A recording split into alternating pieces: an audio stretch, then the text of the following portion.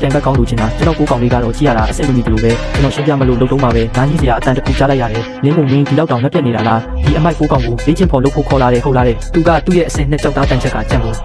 ချက်ချင်းစင်ခေါ်လိုက်တယ်ငါသားရဲ့ခံစစ်ကထိတ်တန်းပဲမင်းတို့ကိုကောင်နဲ့မဟုတ်ပဲငါနဲ့ပဲလေ့ကျင့်တင်လာတဲ့ကျောင်းသားပါကိကလည်းကျွန်တော်ကိုကောင်လေးကိုသဘောမကျဘူးဒါနဲ့လီယိုနဲ့အရင်ရှင်းပြစီတယ်သူမရဲ့သားရဲ့ကချက်သွေးအောင်ကြောက်ကြားဖြစ်ပြီးကြံ့ရဲ့တိုက်ကွက်ကိုပြင်းပြင်းသွားရှောင်းလိုက်တယ်ပြီးတော့မိချန်တိုင်းကြီးနဲ့မှုတ်ထုတ်လိုက်တာပေါ့ထိတ်တန်းခံစစ်ဆိုတဲ့ကြံကြီးလဲချက်ချင်းပဲအပူတန်းကြောင့်အလဲလဲပြပြဖြစ်သွားတော့တာပဲလီယိုကပြပြတလဲနဲ့ကြောက်စုတွေနဲ့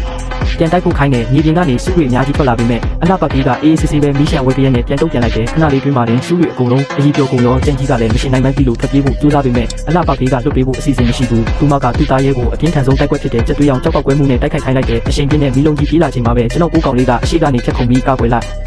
ပောက်ကွဲမှုကြီးဖြစ်သွားပြီးတကွင်းလုံးမိခိုးတွေဖုံးသွားတာပေါ့မိခိုးတွေဆင်းသွားတဲ့အခါမှာတော့ပိုးကောင်လေးကဒဏ်ရာတစ်ချက်တောင်မရပဲရှိနေတယ်လူတိုင်းအံ့ဩကုန်ကြတာပေါ့မယုံနိုင်ကြပဲပိုးကောင်လေးကအဲ့ဒီလောက်ပြင်းထန်တဲ့မိလုံးကိုတောက်ခံနိုင်နေဟုတ်လားတဲ့အခုတော့ကျွန်တော်လေ့ကျင့်ဖို့လုပ်ဖို့အရေးချင်းပြည့်မိပြီလားလို့ကျွန်တော်မေးလိုက်တယ်သူမကလည်းလက်ခံလိုက်ပြီးသူမရဲ့သားရဲကိုမိရန်လိုင်းတွေနဲ့တိုက်ခိုက်ခိုင်းတယ်ကျွန်တော်ကပိုးကောင်လေးကိုရှောင်ခိုင်းပြီး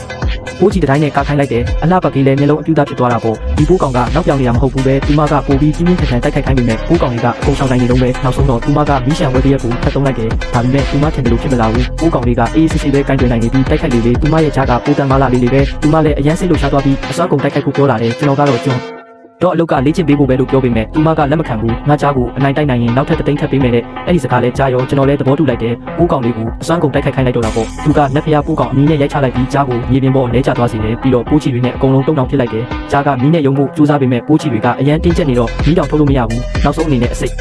တက်တိုက်ကွက်ကိုတုံးခိုင်းလိုက်တော့ကြားကြီးလဲအော်ဟစ်ပြီးလဲကျသွားတော့တယ်သူမမယုံနိုင်ဘူးပေါ့သူမရဲ့ကြားကပိုးကောင်လေးကိုရှုံးသွားတယ်ဆိုတာသူမစိတ်မကောင်းဖြစ်ပေမဲ့တသိန်းတစ်သောင်းကိုတော့အပြည့်လွှဲပေးလိုက်တယ်ပတ်စံဝင်နဲ့အကြောင်းကြားစာမြင်တာနဲ့ကျွန်တော်အရန်ကြော်သွားတယ်ဒီနေ့တော့ပိုးကောင်လေးနောက်ထပ်အရွက်တရွက်စားရတော့မယ်ကျွန်တော်ပြန်မလို့လုပ်တော့မှာပဲသူမကကျွန်တော်ကိုသူမရဲ့တီးတန့်လေးချင်းပေါ်လုပ်ပေးဖို့ကန့်လန့်တယ်တပွဲကို2000ပေးမယ်တဲ့ကြွအန်တော်လဲချက်ချင်းလက်ခံပြီးအိမ်ပြန်လာခဲ့တယ်စနစ်ထဲကနေအရွက်တရွက်ဝယ်လိုက်တော့စုလက်အနေနဲ့လက်ဖျားမျှော်စင်ဝင်ခွင့်လက်မှတ်တစ်ခုရတယ်အဲ့ဒီထဲကိုဝင်လိုက်တော့ပထမထပ်မှာတောဝက်ကြီးတစ်ကောင်နဲ့ရင်ဆိုင်ရတယ်ပိုးကောင်လေးကတစ်ချက်အထိခံလိုက်ရပြီးမဲ့ပိုးချီတစ်တိုင်းနဲ့ကာပြီးအစိမ့်နဲ့ပြန်တိုက်ခိုက်လိုက်တာအနိုင်ရသွားတယ်အဲ့ဒီကနေစုလက်တွေအများကြီးရလိုက်တယ်လို့အစင်းမြင့်ကျွမ်းကျင်မှုစောင်းတအုပ်လည်းရလိုက်တယ်ဒီညတော့တကယ်ကိုအမျက်ထွက်တဲ့ညပဲစနစ်ကနေပထမဆုံး boss ကိုနိုင်လို့